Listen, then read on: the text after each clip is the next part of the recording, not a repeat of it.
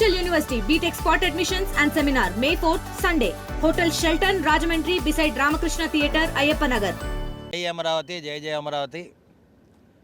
నారా చంద్రబాబు నాయుడు గారు, పవన్ కళ్యాణ్ గారు, అదేవిధంగా నరేంద్ర మోడీ గారి నాయకత్వంలో అమరావతి రాజధానిని మళ్ళీ రెండోసారి శంకుస్థాపన చేసుకొని మరి కొత్త అమరావతి సాధించుకుందామని మన ఆలోచన. దీనికోసం అమరావతి రాజధాని కోసం మనం 5 ఏళ్లుగా పోరాటం చేశాం. గడిచిన వైసీపీ ప్రభుత్వంలో ఈ అమరావతి రాజధాని అభివృద్ధి లేకుండా 3 రాజధాని కార్యక్రమాన్ని తీసుకొచ్చి ప్రజలను నానా ఇబ్బంది పెట్టిన జగన్మోహన్ రెడ్డి మర్చిపోయే వాళ్ళ మరి చంద్రన్న రాజ్యాన్ని తీసుకొచ్చుకున్నాం.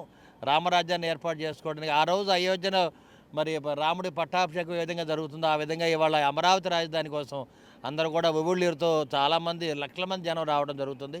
మరి ఈ కార్యక్రమాన్ని ఇంత ఘనంగా ఏర్పాటు చేసిన ఉమ్మడి కూటమి ప్రభుత్వానికి మా ధన్యవాదాలు తెలియజేస్తూ నర్సరావుపేట ఎమ్మెల్యేగా అక్కడి నుంచి దాదాపు 30,000 మంది ప్రజలు తరలి వస్తున్నారు. మరి ఎండనక వాననక ఈ అమరావతి రాజధాని నిర్మించుకోవడానికి మనం అందరం కూడా 5 ఏళ్లుగా కష్టపడ్డాం కాబట్టి ఇవాళ చాలా సంతోషంగా ఉంది. చంద్రబాబు నాయుడు గారు ఒక విజన్ ఉన్న మనిషి కాబట్టి అమరావతి రాజధానిని సింగపూర్తో సమానంగా మరి బెంగళూరు సిటీ కానీ హైదరాబాద్ సైబరాబాద్ లాగా వీటిని నిర్మిస్తామని చెప్పి అందరూ కూడా ప్రజలు ఆకాంక్షిస్తున్నారు. కాబట్టి తప్పనిసరిగా మన కళ నెరవేరుద్ది. మనం ఏదైతే అనుకున్నామో దాన్ని సాధిస్తామని చంద్రబాబు నాయుడు గారు నిరూపించారు. మోడీ ఏమన్నా ఈరోజు ప్రధానమంత్రి గారు ఏమన్నా రాష్ట్రానికి సంబంధించి కానీ అమరావతికి సంబంధించి ఏమన్నా కీలక ప్రకటన ఏమైనా వరాలు కురిపించే అవకాశం ఉందంటారు? నరేంద్ర మోడీ గారు ఇంతకుముందే దాదాపు 12,000 కోట్ల రూపాయలు అమరావతి రాజధానికి ఇవ్వడం జరిగింది. అదేవిధంగా పోలవరానికి కూడా 18,000 కోట్ల రూపాయలు ఇవ్వడం జరిగింది. తప్పనిసరిగా అమరావతి రాజధాని నిర్మించుకోవడానికి నరేంద్ర మోడీ గారి ఆశీస్సులు ఎప్పుడు ఉంటాయి. తప్పనిసరిగా ఇవాళ మనకు కూడా వారు అన్ని సహాయంగా ఉంటాయని చెప్పి మాట ఇవ్వడం జరుగుద్ది.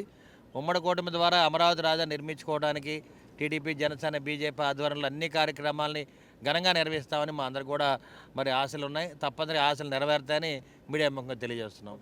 అమరావతి పునర్నిర్మాణ కార్యక్రమంలో రైతులకి ప్రత్యేక ప్రాధాన్యత ఇచ్చారు. భూములు ఇచ్చినటువంటి రైతులకి ప్రత్యేక ప్రాధాన్యత ఇస్తూ 5 గ్యాలరీలు ఇచ్చారు. ప్రస్తుతం అమరావతికి భూములు ఇచ్చినటువంటి రైతుల్లో కోటయ్య గారు ముందుంటారు. 2014 నుంచి ఈయన అందరికీ సుపరిచితులే. ఎక్కడికి వెళ్ళినా ఇలా 20 ఎకరాలు ఈయన రాజధాని కోసం ల్యాండ్ పూలింగ్ ద్వారా ఇచ్చారు. ఎక్కడికి వెళ్ళినా ఇలా నాగలితో ఆయన వెళ్ళడం ప్రత్యేకత. ఏమండి ప్రత్యేకత దీనికి సంబంధించి కోటయ్య గారితో మాట్లాడదాం. ఈ నాగలితో ఆయన ఎక్కడికైనా వెళ్తూ ఉంటారు. మెడలో ఇలా గ్రీన్ కండవా కప్పుకుని ఇదంతా నాగలి పట్టుకుని 5 ఏళ్ల పాటు ఉద్యమంలో పాల్గొన్నారు. ఇప్పుడు అమరావతి పునర్నిర్మాణ కార్యక్రమానికి ఇచ్చేశారు. కోటయ్య గారు ఏమనిపిస్తుంది? మీరు 5 ఏళ్ళు పోరాటం చేశారు మీ భూముల కోసం. ఇదే నాగలితో మీరు ఫైట్ చేశారు. ఇప్పుడు మీకు మళ్ళీ పనులు ప్రారంభం కాబోతున్నాయి. మీకు ఏమనిపిస్తుంది? భగవద్గీత సాక్షిగా, పంచభూతాల సాక్షిగా మేము 5 కోట్ల ఆంధ్రులకు ఒక త్యాగం చేద్దాం అనుకున్నాం. చేసామండి.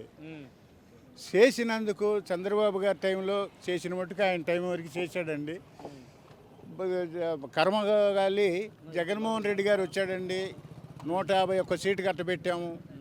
ఆయన చేస్తాడు అని యువకుడని ఆశించారు. అన్ని సీట్లు ఆయనకే ఇచ్చారండి. 5 ఏళ్ళు మేము పడ్డ కష్టానికి మా మీద పడ్డ ప్రతి దెబ్బ ఒక పూలదండలాగా, ఒక వజ్రంలాగా ప్రతి దెబ్బ తినుకుంటా అడుగులో అడుగు వేసుకుంటా మేము రాష్ట్రం నలుమూలలు తిరిగామండి. అమరావతి రైతు ఎప్పుడైనా అమరవీరుడు అవుతాడు కానీ కింద చేసే పరిస్థితి రాడండి. మేము ఆ దానం చేసాము. ఈ రాష్ట్రానికి అమరావతి రైతే ఒక అమరవీరుడిగా ఉంటాడండి. ఇది గుర్తెరిగారు. మేము రాష్ట్రం పట్టు తిరిగితే మమ్మల్ని సంవత్సరం పాటును ఊళ్ళో నుంచి బయటికి పనిలా జగన్మోహన్ రెడ్డి గారు పోలీసులు. కానీ మేము దేవాలయం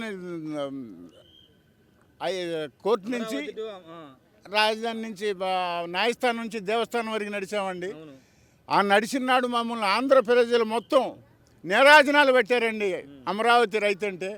అదే పని అమరావతి రైతు గుర్తించి అమరావతిని నిలపడానికి 5 కోట్ల ఆంధ్రులు మేము ఎట్ట త్యాగం చేశామో వాళ్ళు కూడా త్యాగం చేసి చంద్రబాబు గారిని తీసుకొచ్చి కుర్చీలో కూర్చోబెట్టారండి. అదే మాకు ఇవాళ నరేంద్ర మోడీ గారు, చంద్రబాబు గారు, పవన్ కళ్యాణ్ గారు ఈ రాష్ట్రానికి సుఖాన్ని లాంటి వాళ్ళండి. ముగ్గురు కూడా తిరుమూర్తులు. వాళ్ళు చేస్తారనే నమ్మకం అమరావతి రైతుకు ఉందండి. పవన్ కళ్యాణ్ గారు కావచ్చు, చంద్రబాబు గారు కావచ్చు, మోడీ గారు కావచ్చు, వాళ్ళు ముగ్గురు ఈ రాష్ట్రాన్ని ముందుకు తీసుకెళ్ళి అభివృద్ధికి తీసుకెళ్ళి ప్రపంచ రాజధానిగా చేస్తారనే నమ్మకం అమరావతి రైతుకు ఉందండి. చేస్తారండి. మేము ఆ నమ్మకంతో ఉన్నాం. 5 ఏళ్ళు అమరావతి బాబు గారు కంప్లీట్ చేస్తారనుకుంటున్నారు, పూర్తి చేస్తారనుకుంటున్నారు? చేసిన మటు చేస్తాడండి. 5 సంవత్సరాల్లో ఆయన ఓపిక కొంచెం చేసుకెళ్తాడండి. ఇది 20 ఏళ్ళు చేస్తే కానీ కాదు, అంత తేలిగ్గా అయ్యేది కాదండి. ఒక 20 సంవత్సరాలు పట్టిద్ది. ఈ 20 సంవత్సరాల లోపల ఆయన ఊపిరి మట్టి చేస్తూనే ఉంటాడండి. అమరావతిని పునరుద్ధి చేసేవారి దాకా ఇవాళ ఆయన కంకణం కట్టుకున్నాడండి, చేస్తాడండి. ఓకే, మాకు ఆ నమ్మకం ఉంది. బాబు గారు అంటే మాకు ఆ నమ్మకం ఉందండి, చేస్తాడండి.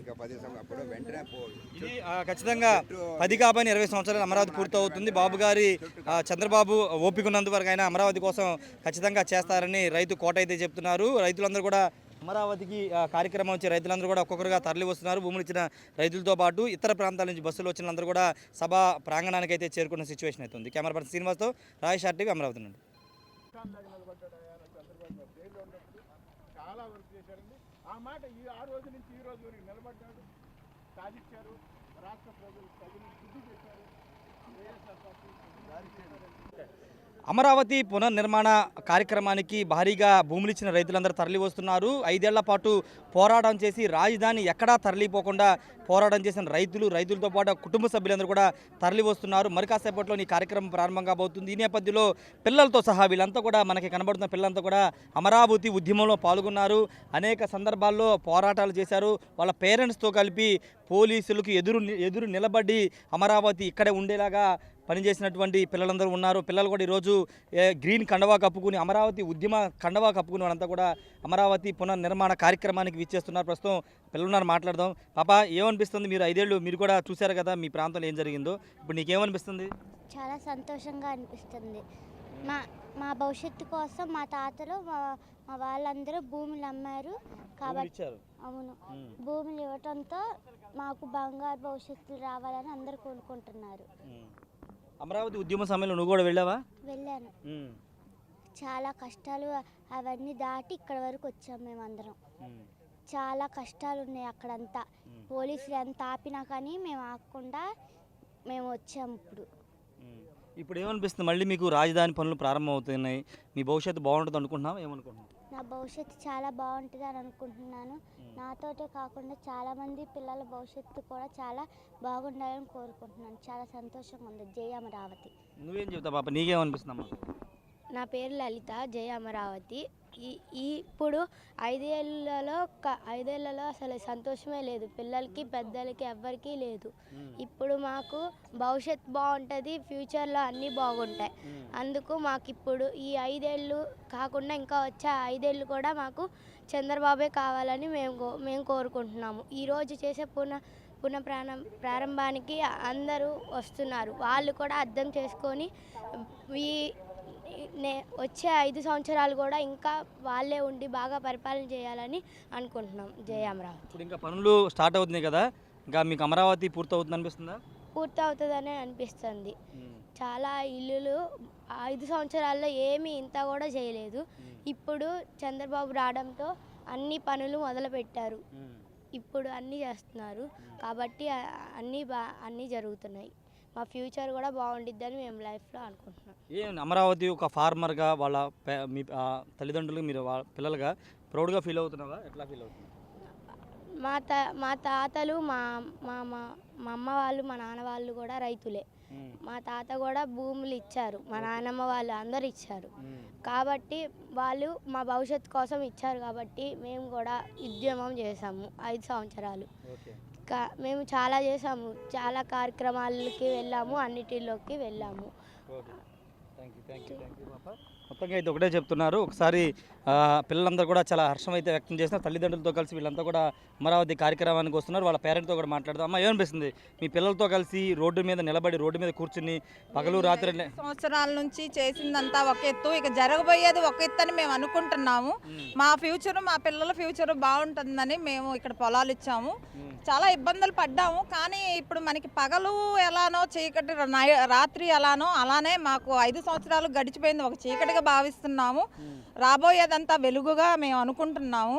జై అమరావతి, జై ఆంధ్రప్రదేశ్. ఇది ఓవరాల్గా ఇప్పుడు చీకటి వెళ్ళిపోయి పగలు వచ్చిందని రైతులందరూ చెప్తున్నారు. పిల్లలతో సహా కుటుంబంతో సహా రోడ్డు మీద నిలబడి పోరాటాలు చేసినందుకు ఈరోజు మంచి రోజులు వచ్చాయని రైతులతో పాటు రైతుల పిల్లలు కూడా ఆనందం వ్యక్తం చేస్తున్నారు. మా ఫ్యూచర్ బాగుంటుందని ఆనందాన్ని పిల్లలంతా వ్యక్తం చేస్తున్నారు. టీడీపీ ఎమ్మెల్యే గోరంట్ల బుచ్చ చౌదరి గారు ఉన్నారు, మాట్లాడదాం. సార్, ఏమనిపిస్తుంది? అమరావతి ఆగిపోయింది అనుకున్న అమరావతి తిరిగి ఈరోజు మళ్ళీ పునఃప్రారంభం కాబోతుంది. ప్రధాని నరేంద్ర మోడీ వచ్చి ప్రారంభించబోతున్నారు. ఏమనిపిస్తుంది సార్? తెలుగు జాతి ఆత్మగౌరవ ప్రతిబింబం రేపటి నిర్మాణం కాబోతున్న అమరావతి ఒక మహానగరం తయారు కాబోతుంది. గుంటూరు, విజయవాడ, మంగళగిరి, తెనాలి ఈ ప్రాంతాలంతా కలుపుతూ కూడా ఒక ఔటర్ రింగ్ రోడ్డు కానీ రైల్వే నెట్వర్క్ ద్వారా బ్రహ్మాండ నగరం రావడం కాదు.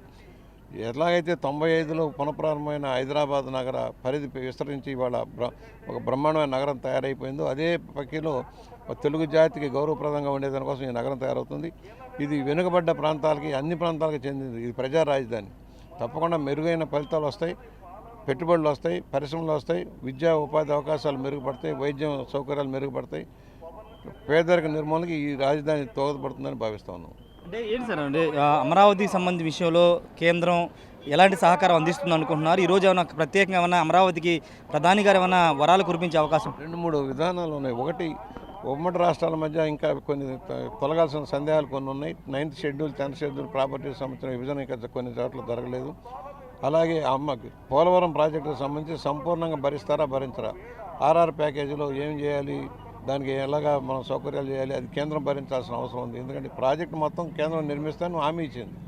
దానికి సంబంధించింది రాజధాని కూడా ఇంకా భారీగా కేంద్ర ప్రాయోజిత పథకాలు రావాలి, ఇంకా కేంద్ర పెట్టుబడులు ఇంకా పెరగాలి, పరిశ్రమలు రావాలి. ఒకప్పుడు తెలంగాణ ఉద్యమం సందర్భంలో ఇందిరాగాంధీ గారు తెలంగాణ బ్రహ్మాండాన్ని ఇండస్ట్రియలైజేషన్ చేశారు, బెంగళూరు కానీ అయ్యని. ఆంధ్రాలో కూడా పరిశ్రమ, ఇది వ్యవసాయక రాష్ట్రంగా ఉంది, పరిశ్రమలు రావాలి, పెట్టుబడులు రావాలి, ఉపాధి దొరకాలి. ఆ వైపు దృష్టి సారిస్తారని భావిస్తూ ఉన్నాను. అంటే ఒకవైపున 2015లో కూడా ప్రతిపక్ష నేతగా ఉన్నప్పుడు ఆహ్వానం ఇచ్చారు, ఈరోజు కూడా ఆహ్వానం పంపించారు. ముఖ్యమంత్రి గారేమో ఇది అందరి ప్రజల రాజధాని, ప్రజా రాజధాని, అందరూ భాగస్వామ్యం కావాలన్నారు. కానీ జగన్ మాత్రం రాలేదు. ఎలా చూస్తారు? ఆయనకు సంకుచిత భావానికి ఇది నిదర్శనం. 5 సంవత్సరాలుగా రాజధాని కాదు రాష్ట్రాన్ని చిన్నభిన్నం చేసిన వ్యక్తి, అరాచక ఆటవిక విధానాల్లో పరిపాలన చేసిన వ్యక్తి ఇంతకంటే బాగా స్పందిస్తాడని మేము అనుకోవటంలో.